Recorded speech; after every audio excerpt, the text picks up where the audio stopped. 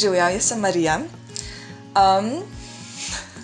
In bom zdajle v ene par kratkih minutah povedala nekaj stvari, ki meni v življenju veliko pomenijo, oziroma nekaj stvari, ki jih mislim zelo resno. Čeprav niso to kakšne ful velike in ful težke stvari in mislim, da vsak od vas se je že soočil s kakšno tako stisko ali pa še s čim veliko težjim. Torej, jaz sem druga od 8 otrok, doma smo na kmetiji in to dvoje in potem še to, da smo redni nedeljniki in tako da rezultat, da smo v očeh ljudi okrog nas taka zelo ultrakatoliška družina.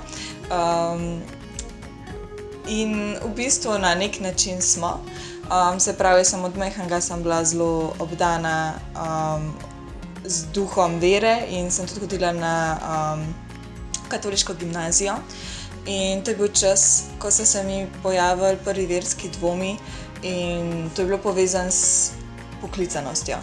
Namreč na vseh duhovnih vajah in takih stvarih povezanih s cerkvijo je bilo zmeraj govora tudi o tem in jaz sem se začela spraševati, kaj Bog želi od mene in nekako sem imela občutek, da je to, da gremo v samostan, čeprav si jaz tega absolutno nisem želela.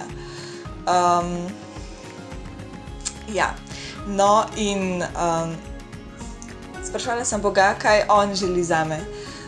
In odgovora nisem dobila kar dolg let in v enih obdobjih je to mene zelo, zelo težilo.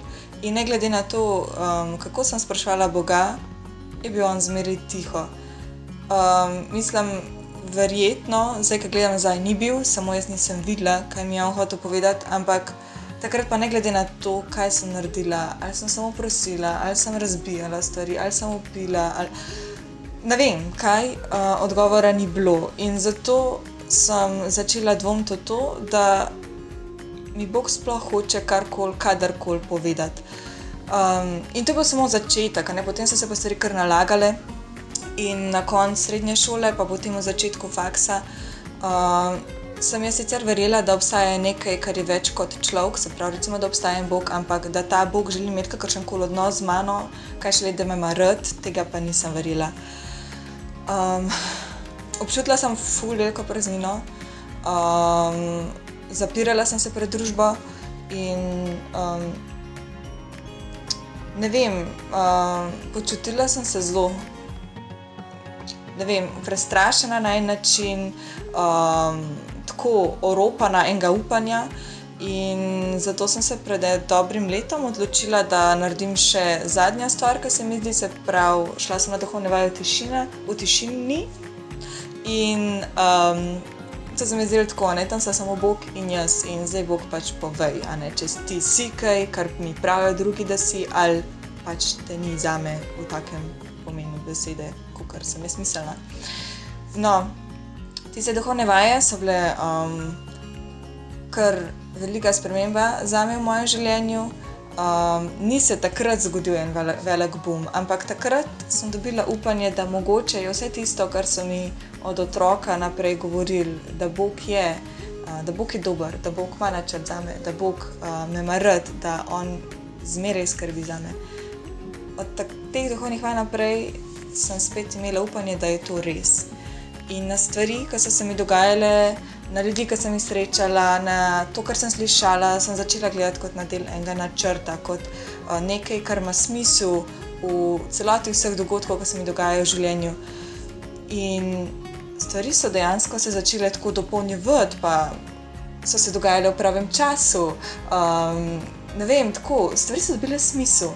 In kar je bilo najbolj važno, kar je bilo tisto, kar mi je pokazalo, da dejansko to more držati, da Bog ima načrt zame. So bile spremembe, ki sem jih jaz občutila, pa videla pri sebi. Jaz sem se spet začela smejati, ful raje sem se spet družila in postala sem veliko bolj samozavestna.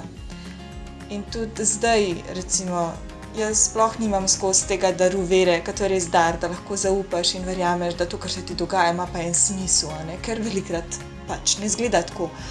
Ampak tisto, kar je res važno, je, da gledam nazaj in sem hvaležna, ker ta izkušnja praznine, ki sem imela, me je naučila, da ko jaz gledam stvari, ki mi jih je Bog že naredil in sem hvaležna, vem, da tudi če zdaj nič ne občutim, tudi če se zdaj počutim zapuščeno, on mi je že prej pomagal in mi bo zato tudi naprej pomagal. In hvaležnost je nekaj, kar mi pomaga tudi recimo takrat, tudi zdaj, ker pač recimo ne moram biti skozi nahajpana in Bog me ima rad.